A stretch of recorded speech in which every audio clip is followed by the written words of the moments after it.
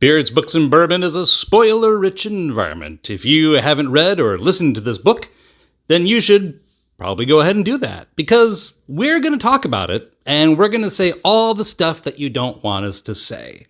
So go back and read it, or listen to it on audiobook, and then come back and listen to us. Thanks so much, and enjoy the show.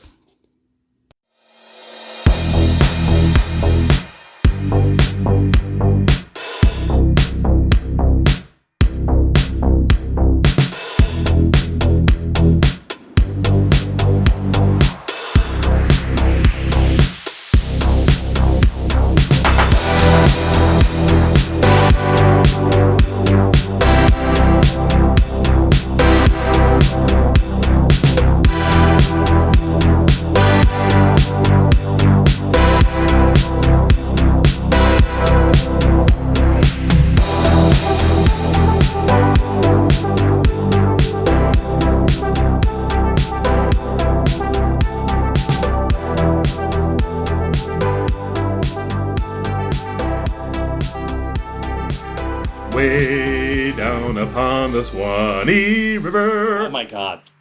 I was not ready for that. Hey, Mark. Hey, Stephen. Welcome back once again to Beards, Books, and Bourbon, and we are glad to have you once again as we're recording this evening's show. It's a beautiful evening in Chicago.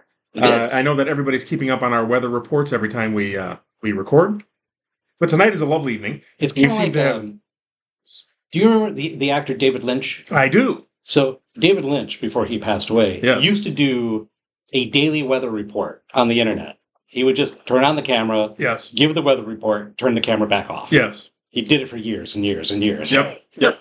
And here we are. That's what we're becoming. In the great stead of David Lynch. Yes. But we seem to have gotten out of our heat wave here while Europe is currently roasting. Yeah. We cooled off a little bit, not substantially, but enough for that it was a pleasant day. And we can sit here this evening and be okay. Right now it's really pleasant. Yeah. We've got the fire in the fire pit, and it's not too hot because we've also got a cool breeze that's kind of coming into the garage. That's right. So this evening's, hence my song, we're dealing with water today, but indeed. We are reviewing this evening the novel From Below by Darcy Coates. Yes.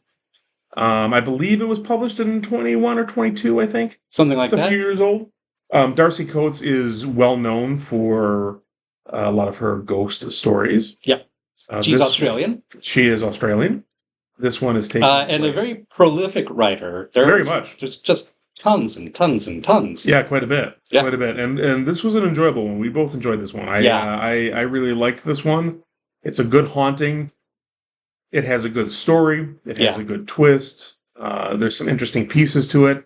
And I think some interesting feelings that we had about the particular location, too. So absolutely. We'll get into that in a little bit. The research that she obviously must have done, the technical know-how, I thought it was really good. Very much really so, well done. which is always fascinating to me from the perspective of authors, because I'm sure there are authors who are out there and, just kind of right off the cuff, especially if you're world building on your own. Right. Versus maybe tackling a topic where there needs to be some professional know-how. Right. That's woven into the story. That's why I like far future sci-fi, because then I can just make it up. That or fantasy, quite frankly. Yeah, I mean, unless too. you certainly, integrate weaponry. Although and stuff the problem with fantasy is, and don't get me wrong, folks, I love you, fantasy fans. Because like you and I, they'll do things like start critiquing the magic system, right? Maybe so. That possibly cannot be real magic, right? Right, yeah. Right, exactly. Although this one, since it takes place underwater, which we will get to in a minute, she clearly, had some research behind it. Yeah, she really But did. I think there were other authors that we have gone through that done it. I know Alma Katsu, historically, is an outstanding researcher, too, because she embeds her stories within rich historical context. Yes. So we've never done the deep. We have not done the deep. And maybe we should. And have a little ocean-going sequence here. Yes. See what, and it'd be interesting. That would be interesting to see what the different styles are between her and Darcy Coates. Stephen is secretly in love with Alma Katsu. Well, I've been keeping track, and about every other episode, you mention Alma Katsu. Alma, we'd like to have you on the show. Kind of like how I always go, and everything goes back to Stephen King. That's what, and it will soon, because tonight we're doing a double recording. We're recording this episode, and then we will be recording another Stephen King. Really, I wonder, we never really, the only thing that I've ever done over the years that we've been doing this is when I tweet these, I tag him in the tweet. Right. Never actually reached out to him or his publicist, I mean, you never know. He must have millions of people. I'm sure. No question about it. In all sorts of ways. But hey, it only takes, I suppose so. One nice email. I suppose so. Waiting for Stephen. It's like waiting for Guffman. Or waiting for Godot. No, I think it's more waiting for Guffman. It's not as highbrow as. Yeah, it's not as highbrow as Godot. Because it's you and me. Fair enough. Fair enough. I'm game for that, yes. Me waving a spear around at the dead of night. And our bourbon for this evening goes well. Yes. Yes, my friends. The day is upon us. The great and glorious day that I've been promising. Hold on. Let me get it all set up. Ready? Here we go. Tonight's bourbon is Old Elk Distillery Old Elk Cigar Cut. Straight whiskeys finished in port. Say the next word. And Sauterne and sherry and rum barrels. So it's a quadruple? It's quadruple. It's 4 different barrels. It's 3 different whiskeys. I love that. That are finished in 4 different barrels and then blended together for the cigar cut. Well, we have tried this bourbon before bringing it onto the show. Yeah. And it, interestingly enough, quickly rose to be, our top 5 bourbons probably change regularly, I'm sure. I think so. And in fact, we should probably do a show. We should. Top 5 or top 10. We should try to rank them. That would be a fun one. Yeah. And I know they change back and forth depending on what we taste, but this quickly became a favorite of ours. Oh, yeah. And we had not recorded it on the show yet. We had tried it. We just had an evening where we got together for drinks and tasted, and it really was an outstanding pour. Yep. So we're looking forward to sharing that with you. So here we go. We are from below, but we are down below, and the setting here deep below the ocean, about 300-400 feet below the ocean, approximately 350, 325, something like that. Yeah.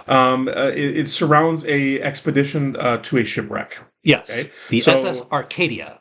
Correct. SS Arcadia, which sank, I believe, in 1928, according to the story. Correct. And the group of explorers, expeditioners, wreckage people. Yeah. Wreckage team is going there to complete a documentary. Yeah, that they have signed up. They're more like they're not salvage because they're they're not. It's documentarians. Yeah, documentarians. Yes, yeah. They're capturing. It's like they're the Josh Gates. Yes. Of this particular story. It's Jacques Cousteau, Expedition Unknown. Yes. Jacques Cousteau. He was a documentarian. He's not even in this century. No, he wasn't in this century. He was a fine French explorer. He was a fine French, but everything can't be France, Stephen. Not everything can be France. We are on the name of their ship. They call it the oh my gosh! They call it the Le Poisson. Le Poisson. When one of the characters goes down, she runs into Sebastian. It's the skipjack. Come with me. The skipjack. Thank you. The skipjack. Thank you. Thank you. So the skipjack is the ship that is the launching pad for their exploration. They anchor right above the SS Arcadia. Yes. Right. And a little bit of backstory there. The SS Arcadia had sunk in great mystery. Right. There wasn't much known. There was not much awareness of it. It was not understood why. Went missing. Correct. There were several distress calls over the course of days, but nobody could ever find them, and they couldn't figure out where they were. That's right. And then eventually they disappeared, and there was no word from them. And then about a week later, 2 weeks later, some wreckage from the ship washed up. That's right. And they knew that it had gone down because of that. Right. And so, recently discovered with sonar technology, yes, or at least recently identified by sonar technology, they won't know until they get down there. Yes, that it resembled, of course, the bow, the profile, of the ship itself. And it's in a low oxygen zone of the ocean. So it's dead down there. There's no plant life, there's no coral, there's no fish. It's too heavy and too barren for anything to live down there. Because of the currents, the underwater currents, it creates this dead zone in the middle of the ocean. Yeah, correct. Low oxygen, very cold. Yes, but not very deep. 325 feet. I mean, we're deep, but we're high pressure. Right. We'll talk about that in a little bit. The cast of characters, though, on the Skipjack, Arcadia, Slipknot, Cove, who's the main documentarian. Yes, she's our lead singer from Slipknot. She also is the diving lead, the project lead. Right, she's the team leader, so she makes the decisions. We have a young diver, Aiden. He's a young guy. Yes. On his first expedition. I still never quite understood how Aiden got onto the expedition in the first place. Well, through Roy. Oh, okay. Roy fudged a lot of his stuff and got him onto the thing, right? Okay. And so Roy is an older, more experienced diver. Right. He's has a Aiden veteran under his wing. Right. And Aiden is coming in for his first dive. And he's been working with Cove for a long time. Correct. Okay, so we got Cove, Aiden, Roy, Vanna, who is a very experienced she's cave diver, Swedish, very cold, aloof. That's how she's set up. She's the safety dive master. Correct. Right. And highly experienced. Right. Well respected, well known, all that kind of good stuff. Extremely competent. Sean, who is the tech person, the kind of the onboard individual. He's supposed to be running the ROVs and keeping the communications open. And Roy is the one that had the ROVs. Sean is the one that's keeping them, running them, supposedly running them, but sabotages them later on. Not Sean. Yeah, no, that was No, Sean's not the one who sabotages them. It's Roy. Roy sabotages them because he was afraid that the ROVs were going to replace them. Yes. Sean has all the tech. They would decide that the ROVs are the safest way to go. We're not going to send anybody down there. Yep.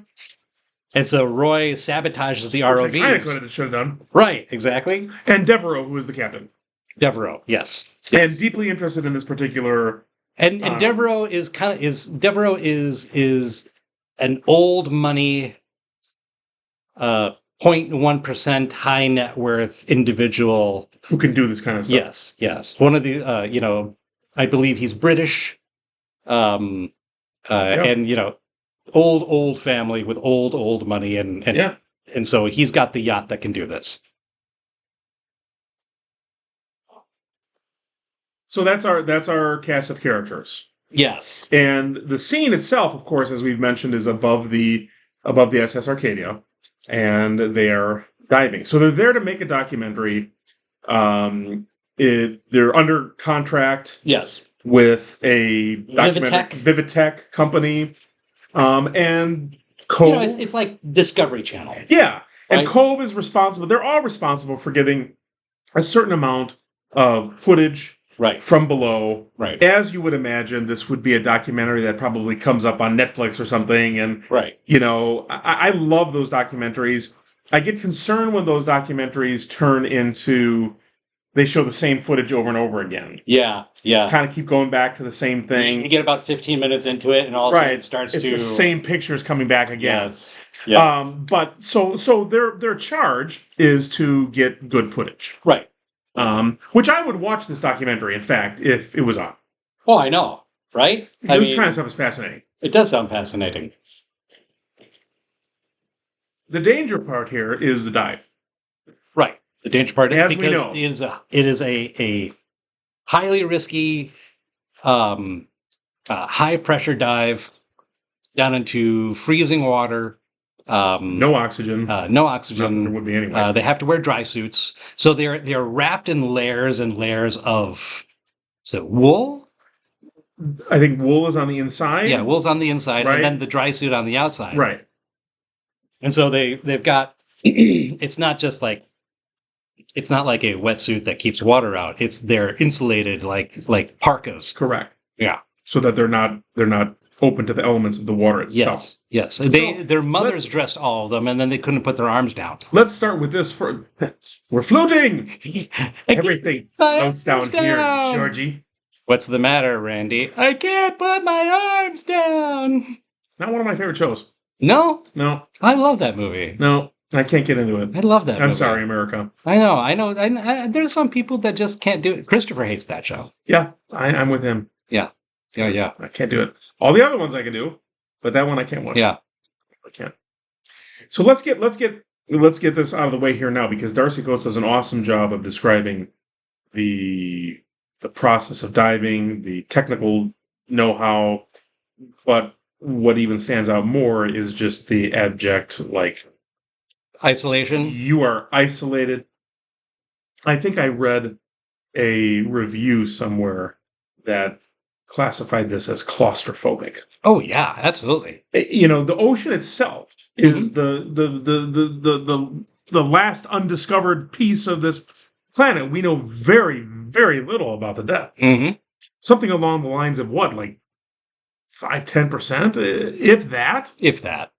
Not even 10%. Yeah. If even. We know more about space than we do about the ocean. For sure. Yeah. Because it's dark. It's dark. The pressure is phenomenal.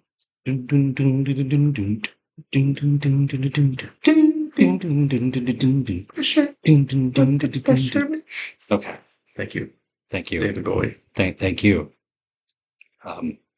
Guy from Labyrinth. Thank you. Yes, David Bowie. I know, but I was just pretending that he's not. Because, I mean... The Babe. When he puts on the codpiece, he's no longer David Bowie. No, he's not. and the wig. It's something entirely different. Something entirely different, right? Yeah. But just the pressure of the water itself. Yeah, very quickly, within 10 or 15 feet, right? The sun goes away. You don't have the light. No, it's not that far. I forget where the line in the sand is. It's down past 60 feet, something like that. Is it? Yeah, because when I was a teenager, I got snatched by an undertow and got launched out into a cove. And by the time I figured out where I was about 40 feet down with the pressure screaming in my head. Oh, it's actually even further than you and I think. Yeah?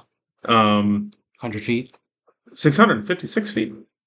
Before the light goes away? Mm-hmm. No. Sunlight in the ocean disappears gradually. Yeah. The upper 200 meters is the euphotic zone, where sunlight is abundant. Below that, which is the dysphotic zone, or the twilight zone, under 650 feet is where there's nothing. Right? And then even lower is the midnight zone, the aphotic zone, where there's no sunlight. Kind of like my heart.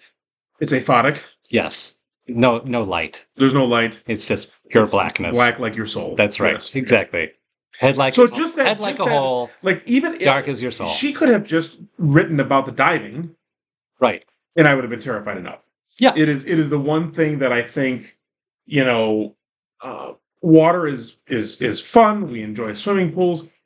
Water is also can very quickly become life-changing. Yeah, I mean, I've almost drowned twice. Yes, and you said I was in Florida. I couldn't have been more than 5th or 6th grade, and I remember this distinctly. I was not pulled out by the undertow into the water. Yeah, but I was pulled by the undertow and grabbed onto a rock nearby. Okay, I was pulled, grabbed a rock, and I have this visual of my Grandpa Harold. Yeah, he's a big guy, running from where he was sitting. Yeah, to grab me.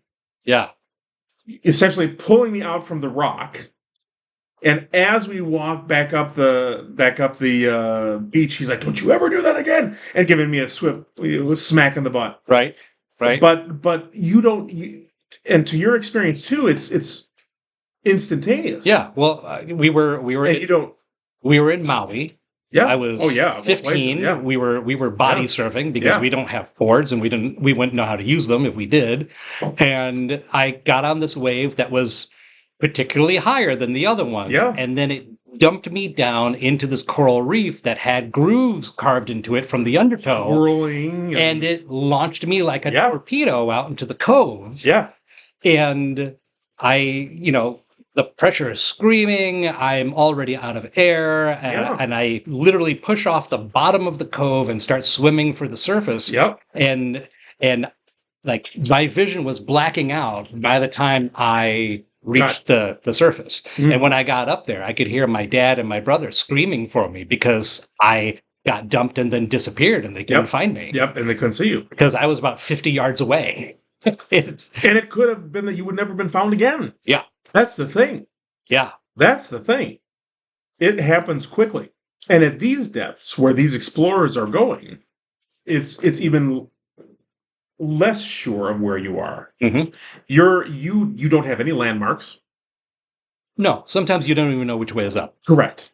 And that even perpetuates even the whole idea of the silt clouds. Yes. That she mentions here. In this. How dangerous they are.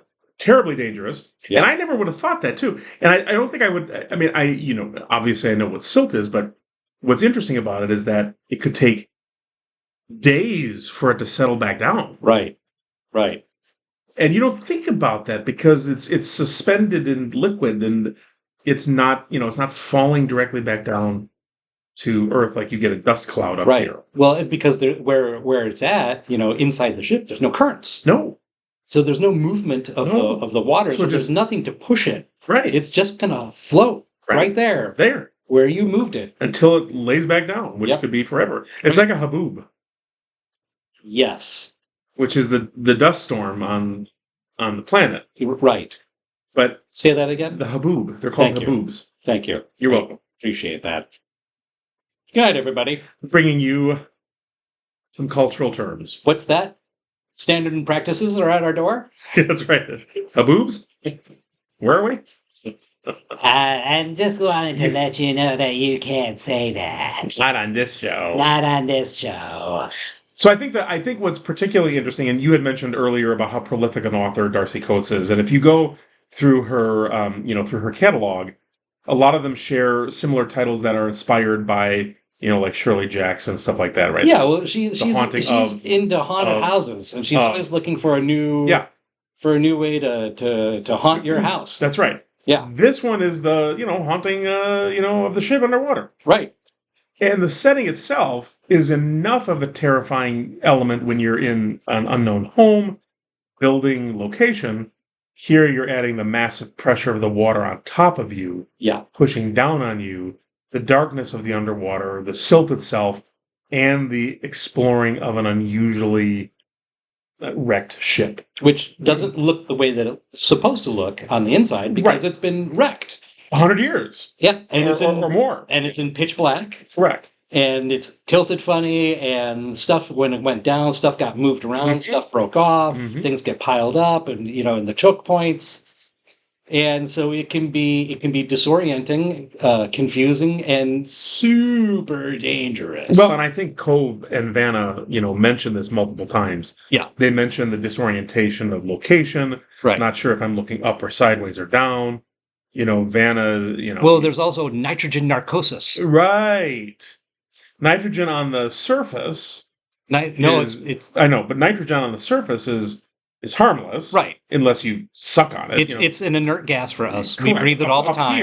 Up here. We breathe it all the time. Down there, the pressure and the location and the concentration of it. Right. It starts to concentrate the nitrogen that's in your body, which then causes a soporific effect and causes you to fall asleep and then die. Yes. It's kind of like freezing to death underwater. Yes. Apparently you get very calm, very euphoric. Right. And then that's it. Yeah, I'm not worried about anything anymore. Everything's fine. I'm just going to go sit over here on this crusty dining room set in the bottom of the ocean. That's right. Bring me my filet mignon. That's right. I'm going to... filet mignon. And I'll be okay. Nice. That's wonderful, Stephen. And I'll be okay. And I'll be okay. Hand me my glass of cigar cut, please. Thank you. And I'll be all right. I'll be just fine. What do you mean I can't get it through my face mask? I'll just take my face mask off. That's right. Night, everybody. That's it. That's all she wrote. Game over. Oh, I think it's, and I'm sure, you mentioned Alma Katsu's Deep that we have not read yet. Yes. And there certainly are a host of other books out there that take place underwater, and the scenery, the setting is terrifying. It's spooky. Absolutely. It's just spooky. I enjoyed the spookiness of this book. We had been doing some romantasy recently and stuff like that, and we had said, in fact, you had said this was a good one to kind of move into something a little bit spookier. Yeah. And it was good. It was good. It was a very nice, creepy story to deal with. So they go on I think they planned 3 or 4 dives to complete their footage gathering for the documentary. Yes. And things begin to happen immediately. Well, the plan was to do 3 dives. Yes. And 3 dives split into 2 teams, and that would be enough for them to do what they need to do. And mind you, they were going to do a number of those dives, or at least part of them. The initial dive was going to be done by remote-operated vehicles. Right. Which were not working. Mysteriously. Yeah, mysteriously. Not working. Mm-hmm. The first dive, they noticed stuff immediately. Yes. It was writing on the wall. What was it that was written on the wall? It was something spooky. It was. They came this way. Right. It was like classic Shirley Jackson, right? Like it was like "Come Home, Eleanor," right? So you're down beneath, and Hesty, we forgot to mention Hesty as one of the characters as well. She is a marine biologist. Right. And it's kind of funny at the beginning when they're talking together before their dive. She's like, "Well, I'm a marine biologist, and I prefer to discuss living parts of the ocean."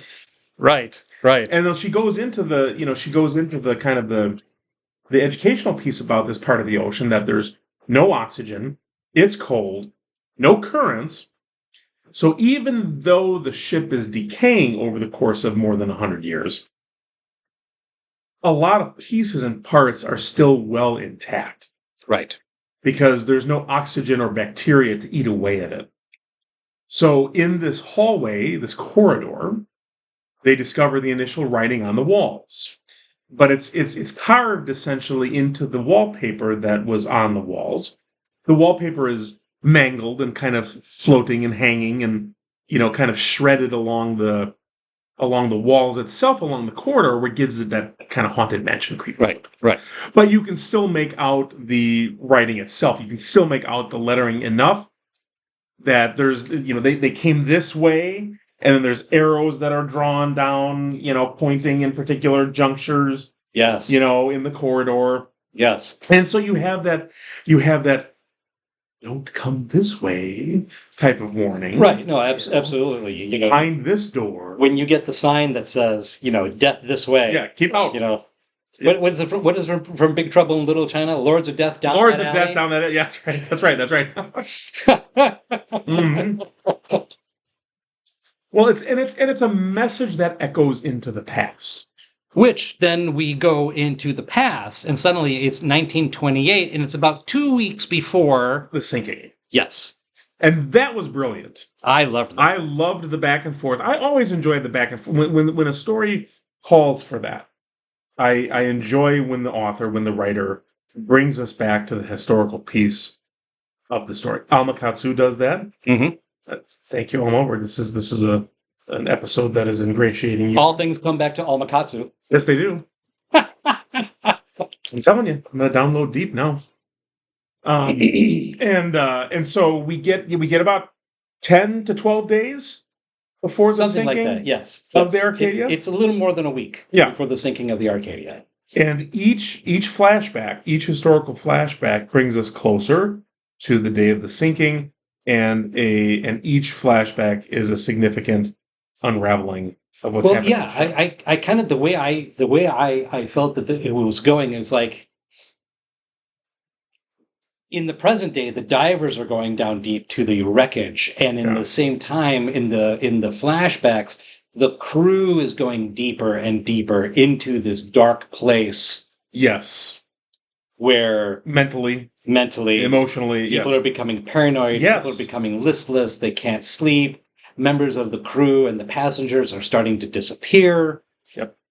Some people are found later on, stuffed into tiny, tiny little spaces. So tiny. So tiny. As if they were hiding to get away. Right. So tiny that it's amazing that they even got in there in the first place. Some of the crack bones to do it. And some of the passengers are jumping off the ship. Yes. Some are jumping off the ship with the intent to go into the water, but misjudge the distance and slam into the lower deck. Yes. While what's his name? We forgot the character here. We forgot Harlan. Harlan. His name is Harlan. Yes, Harlan. He's the ship's bursary. He's one of the crew. Yeah. He's on the bridge with the captain in 1928. Harlan is his name. He's recounting the story from his perspective in the 1928 flashbacks. Right. People are slowly losing their mind. Yes. And they keep saying that there's something in the walls. Yes. They can hear something scratching. Yes. Tap, tap, tap, tap, tap, tap, and scratch, scratch, scratch in the walls. Which that always gives me the shivers too. Just that, right. Well, the worst part is that it's not even like I hear this noise and my brain keeps interpreting it as scratching, but nobody else is hearing it. So it must just be me. I'll ignore it. Everybody hears it. Right. Everybody. Right. Nobody's disputing the idea that there's something inside the walls of the ship trying to get out. They all just say, yes, this is real. They agree. We believe you. We believe you. We believe each other, yes. 100%. We all believe you. That's kind of unheard of, right? Well, and you have this idea of mass hysteria. Yep. We should, there's a legend out there, not a legend, there's a story, you've heard of that, we talked about this before. The death by dancing in medieval France in the 13 or 1400s, where they were all overcome dancing. Yes.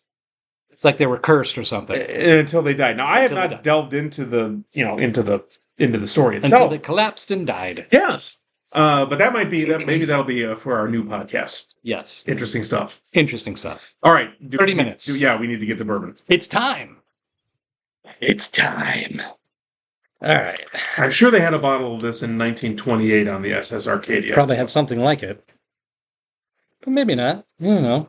Bill Curtis. Drinking some Old Elk. Tonight's bourbon is Old Elk Distillery Company, Colorado, USA. Old Elk Cigar Cut. Straight whiskeys finished in port, sauterne, sherry, and rum barrels. And then there's a bunch of stuff on the back, but I'm going to skip that. And this cigar cut, just so that you know, is the Island Blend. Mm-hmm. And it says here on the side, Cigar Cut Island Blend. This, our second release of Old Elk Cigar Cut, was crafted by our desire to extend summer as long as possible. A journey from the mountains to the islands. This pour is a one-way ticket to tropical warm weather. So there's 3 base whiskeys. Old Elk 6-year high malt bourbon, Old Elk 6-year rye, and Old Elk 6-year wheat. The high malt bourbon is finished in both sherry casks and port casks. In the sherry casks, it sits for 2 years. In the port, it sits 6 to 10 months. The rye sits in a rum cask for 8 months. And then the wheat, the 6-year wheat, sits in the sauterne cask for 6 months. And then they blend it all together, and they give you this masterpiece. It's wonderful. It is absolutely wonderful. Do you need a little more, by the way? I should be okay for the moment. Okay. I'll take a little bit. A little more? A little more. Caught me off in honor of the SS Arcadia. So I love the fact that the side of the bottle has that label that tells you how it's been aged. That mash bill, absolutely. Right. Some of the bottles we have don't. I wish all bottles would put the mash bill on there. Yeah. The years, the percentages. I guess it's technically not a mash bill. It's a blender's bill, I guess. Yeah. But it's nice to have that information. it's nice to have that information to see. Oh yeah, absolutely. And like I said, this quickly rose to be just a really nice bourbon that we've enjoyed. Yeah, it really is. It really is. Now I get a little bit of the rum on the nose, but I also get tobacco and leather. Very much so, and I get a little bit of rum right on the lip. Yeah. There's that sweet, rummy, coconutty. Yes, a little bit coconutty. Right. But absolutely. Yeah, it's that I think it's subtle. It's tobacco smoke. Yep. And leather. Yep. And sugar and coconut and reggae wrapped into one man. It's really good. There's so many different things going on. Like the leather doesn't always taste like leather. Like it or sometimes it's more tobacco heavy. Other times those two flavors, to my palate at the very least, kind of get confused, and then my tongue is telling me that it's fruit. But I think that's the rum doing that. Mm-hmm. But the Sauterne is a sweet wine. Yeah. As well. So I think if we're in that Sauterne. So is port. So is sherry. Correct. They're all sweet wines to one degree or another. Yeah. It's a tasty bourbon. It doesn't have a lot of spice. No. It's got a little spice. Yeah, a little bit, but again, I think that's the rum. Right. Part of that. It's smooth in its taste. And I can imagine easy after flavor. And I can imagine smoking a cigar while drinking this. Oh yes. Dipping the cigar into this. Yeah. Dipping the cigar into this, smoking the cigar, and having a little bit of a mélange with the smoke and the bourbon. Nicely said. Mélange. Indeed. Take another sip here. Mm-hmm. Normally we would do ice. I kind of don't want to. I don't have any on the table right now, so we'd have to get it. But yes, kind of just want to leave it straight. I think in the larger scheme of bourbons, this one is very nice. Neat. Straight. Neat. Yeah, straight and neat. Absolutely. It's got a beautiful flavor profile. It really is. I've missed the fire 3 times. You're just whiffing. Oh, man. Yeah. Look at that. I've been throwing some napkins into the fire here, and I've missed all 3 times. Keeps missing. It's terrible. It's awful. It's awful. This would be a bourbon that they probably would have had in first class. Oh, absolutely. On the ship. Absolutely. Well, I mean, the ship. Remember, the ship has a smoking room. Yes, it does. So obviously, there's echoes of Titanic here, right? Yeah. Well, I mean, yeah, it's luxury. It's the ocean liners. Yes, it's the golden age of the ocean liners. Yes. You're taking 14 days or whatever it is, more than that, right, to go across the ocean. Right. You're not. And mind you, you're technically in berths, but they're suites. Yeah, I mean, Titanic was not far away from getting to New York. I mean, the tragedy there is that it was only a few more 100 miles away. Yeah. Not far at all. It almost made its entire trajectory across the Atlantic before hitting the iceberg. But you are in this golden age of luxury. And, of course, if you are, it's much less luxurious if you're not, in the upper classes. And, right. Right. However, the ships themselves were opulent and well decked out, well decked, no pun intended. Well, I was thinking of the word, well appointed, right? The smoking room, smoking rooms, the dining rooms, the staircases, the windows, the whatever, I think I want a smoking jacket for my birthday. Yeah, those are like the velvet ones? Yes, like a velvet one. I want a red velvet smoking jacket. With a black, maybe black. Yes. Maybe not red, maybe green, like forest green. Green might be nice. Forest green. I could go for purple. Smoking jacket. Yeah. Purple, that totally works. But I like the green. I'm into it. Yeah. I don't even smoke, but I could set myself on fire and wear the jacket. That would totally. After I squeeze myself into a tight space. Help me! Yeah, I think squeezing in those, so that it just reinforces that whole sense of claustrophobia. Yes. Claustrophobia. Yes. The ocean, the depth, the weight of the rain. I was looking the other day at a typical, like when it was storming the other day here and we had those downpours. Mm-hmm. Like a typical, like how much rain falls in a typical storm. And it's something on the order of like like 100 million gallons. Yeah. Water is powerful. Water weighs a lot.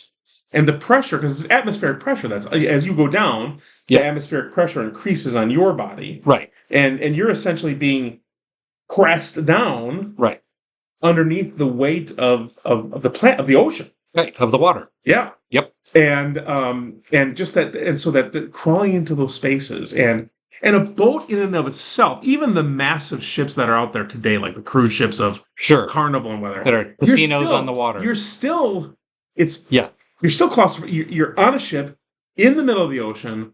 Your corridors that you're going to your staterooms are not. I mean, it's packed very tightly, and it's packed very tightly. You've got 3,500 people on there, right, or more, plus crew, and so you're on a moving city. I mean, especially some of these new ones, they look like stadiums balanced on a boat, floating. Yeah, floating stadiums, the displacement floating theme of parks. Water for that to float. They've got water slides, they've got wave pools, they've got zip lines, they've got climbing walls. I mean, they've got multiple restaurants, multiple shops, multiple bars, levels and levels and levels. Right, like there's atriums that you walk into, and you're like, oh my gosh, you're like in a cathedral. It's a boat that's 18 stories tall. That's right.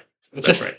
Well, yeah, I mean, it dwarfs the Titanic inside. Oh, absolutely. And at that time, of course, the Titanic and the Olympic and all those were the ships of the day. Yes. But now you have Star of the Sea or whatever it's called. Chicken of the Sea? Chicken of the Sea, yes. The Chicken of the Sea. You arrive on deck. That's right. They give you a can of tuna. You get a can of tuna. A complimentary can of tuna. And especially if you're in steerage. When you tell somebody they smell like fish, you're not lying. That's right. Exactly. On the deck. Well, I like to eat tuna, don't you? So, the bourbon is good. The bourbon is fantastic. Yeah, definitely on this one.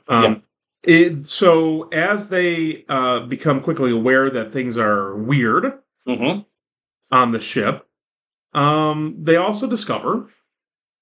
Well, they don't... I mean, they realize that things are a little strange, and, they know that something had been happening based upon the record of what they know about before the ship went down. Yep. And so they, first thing they think is, maybe there was some kind of a disease or an outbreak of something or something. Mutiny of some sort. Mutiny of some sort. Mm-hmm. And then they find the body. There we go. The first one. Yeah. With many, many, many more to come. Correct. And it's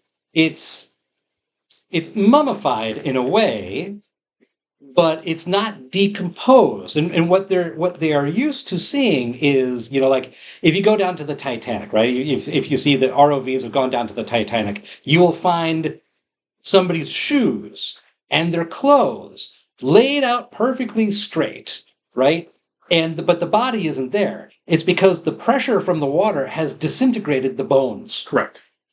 And the various bacteria. That eats away at it, and so on and so on and so forth. So in 350 feet of water, there should have been fish, there should have been bacteria, they should have been eating these things, and there shouldn't be any bodies left over. But here's a body... That's not happening. ...that is almost, in many respects, perfectly preserved. And it's because then they remember low oxygen, no bacteria, no plant life, no fish... and cold, cold, cold. And so these bodies are essentially in a form of stasis. Yes. They're encased. In their own fat. In their own fat. It's called adipose. Right. Which I did not know this until this particular... Yeah, no. I was... Which is fantastic. Yeah. I was educated.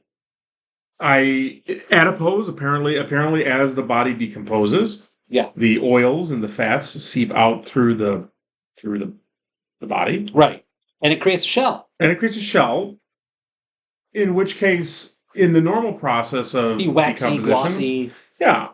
But eventually it'll fade away, or it'll be eaten, or it'll be... Right. You'll decompose. Right. Down there, however... It doesn't. It remains. It doesn't even dry out and turn into a shell. So it's just slick. slimy. Slimy. In fact, she does say, one of the characters, it was either Hesty perhaps, or one of them, if we move these bodies onto land, it will dry and they will be encased in this shell of fat. Yes, I did think it was Hesty who says Maybe. that. Yeah. And then, but here, it's just this filmy, like it's almost floating and undulating with the body. Well, I think the first body they find, he still has a beard. Yes. His hair hasn't fallen out. Correct. It's still there. It hasn't disintegrated. It hasn't fallen out. He's got a beard that's kind of Welcome just to waving. Beards, Books, and Bourbon underwater. That's right, waving in the sea. He preserved himself with bourbon, read a good book, and then died. Mark and Stephen have taken on their secret identities as mermen. That's right. And will be coming to you from 300 feet below.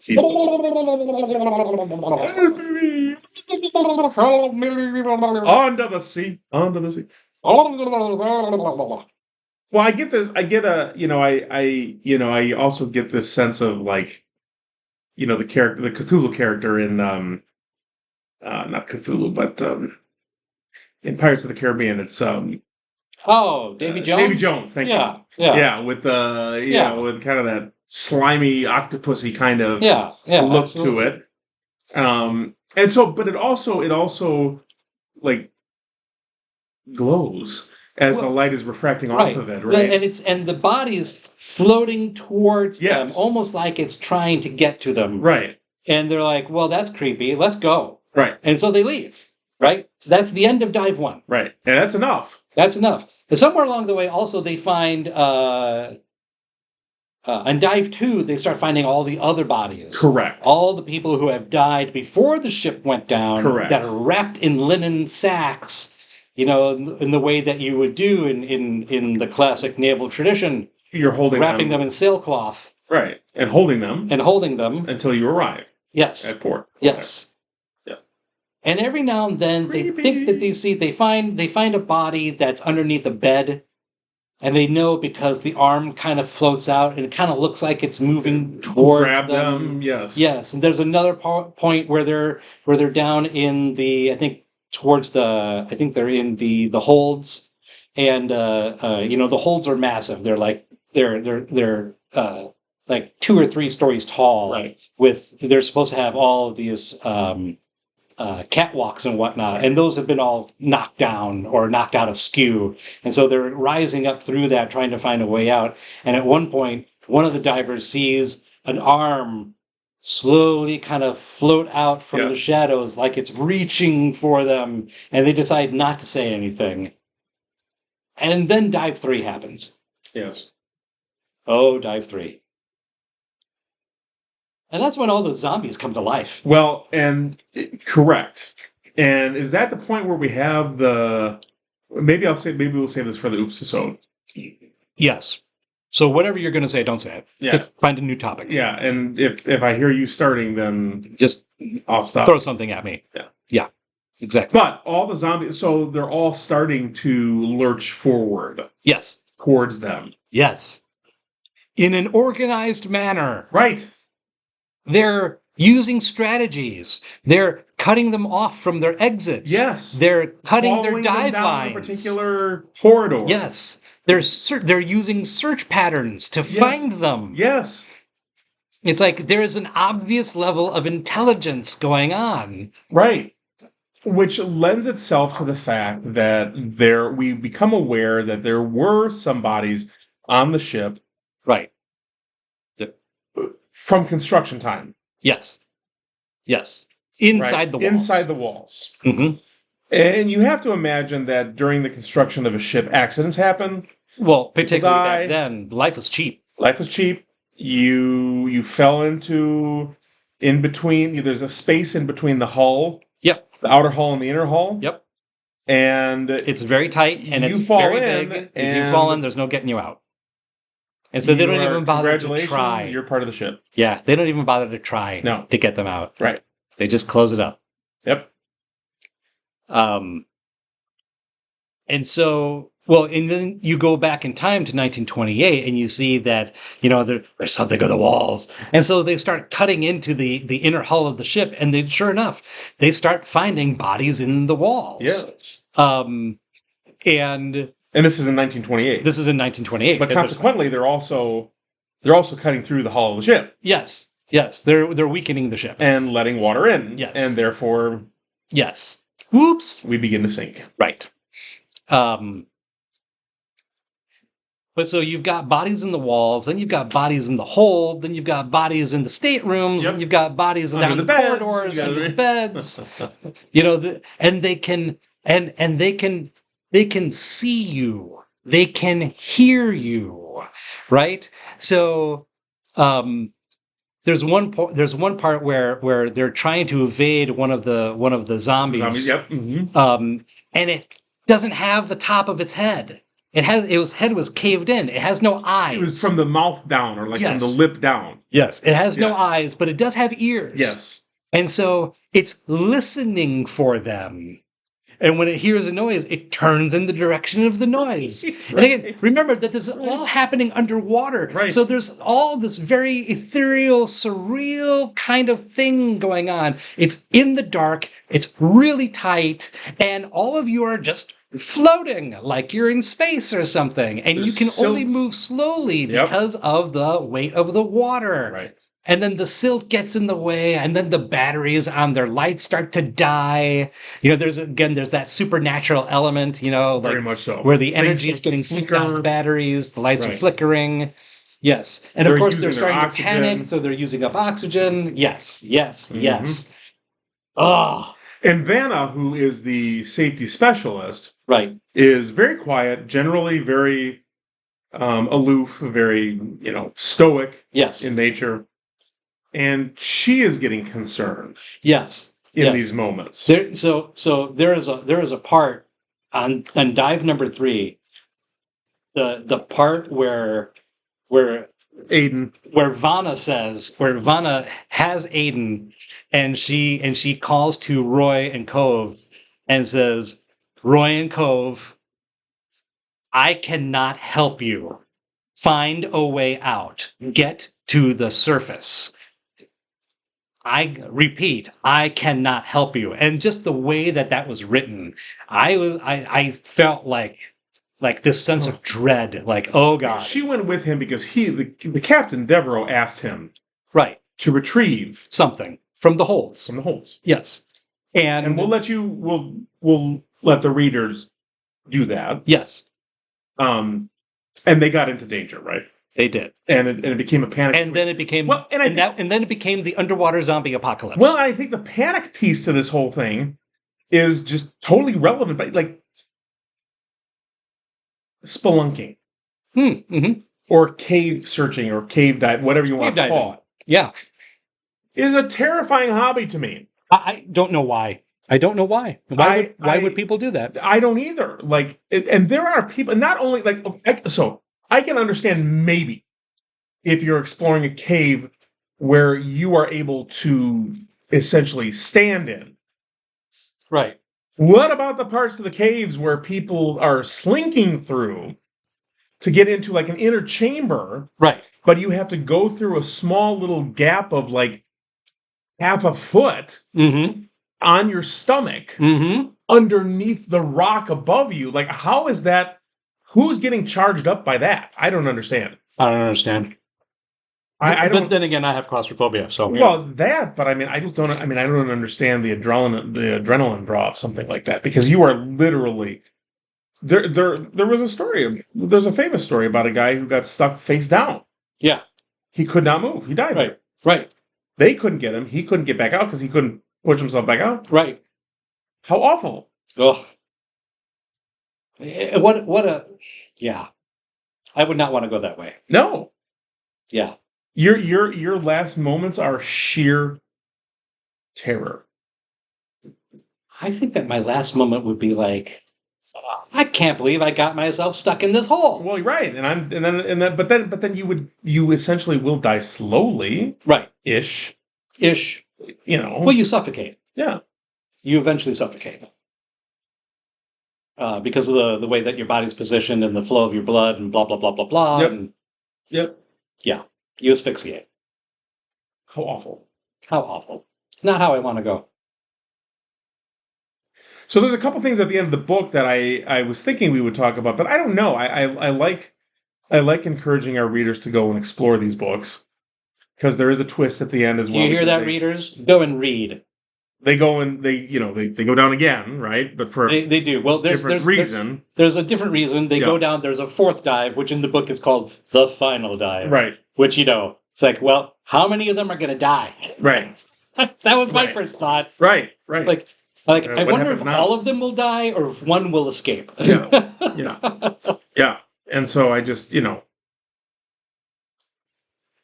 I think we'll leave that to the readers. Yeah. I know we tend to do that. I know we tend to do that with newer books, but I think a haunting book like this demands that you explore the story. Yeah, absolutely. In its entire package. Yeah. I agree. How are we doing on time? 56. Okay. We're good. Okay. Want to give some final thoughts? I'm never going scuba diving. No. Nope. I think that my time... I've been snorkeling, and that's my... I've been snorkeling. I love snorkeling. Yeah. But yeah, no, I've never been scuba diving. I did take the scuba diving certification class. Yeah. I mean, deep sea in high scuba school, diving is... right? Yeah. But I've never gone scuba diving recreationally. No. I have no desire to go scuba diving recreationally. I think that I am past the point physically where it makes any kind of common sense for me to do something like that. Not to mention the claustrophobia. Well, and I think about that terrible accident on that that deep sea submersible recently that went down to it was called the Titan, right? They did. In fact, by the time you listen to this episode, it should have been called the Beer Can. Well, the Netflix has just released the documentary about it. Yes, I saw that. I watched it. I watched it too. By the time you listen to this episode, it'll be on Netflix for a few months by then. Check it out because. What an awful, awful way to go. Well, I mean, I shouldn't say that. It's instantaneous. What happened to them was instantaneous. It's faster than instantaneous. Correct. They are crushed so fast. It moves so quickly. Right. And their bodies get condensed that their bodies actually immolate. Right. And are reduced to ash in less than an eye blink. Yep. Before the water gets to them, really. Before they could even register. Before they could register that anything has happened. Right. 1 second, they're there, and then it's black. Yep. It's gone. Yep. I mean, you think about it, must be terrible to have all of a sudden this tin can crushes in, and you imagine like the metal's crushing you, or the water's crushing you, or the water's drowning you. But they would not have known. But they never even knew what hit them. Yeah. They had no idea. Yep.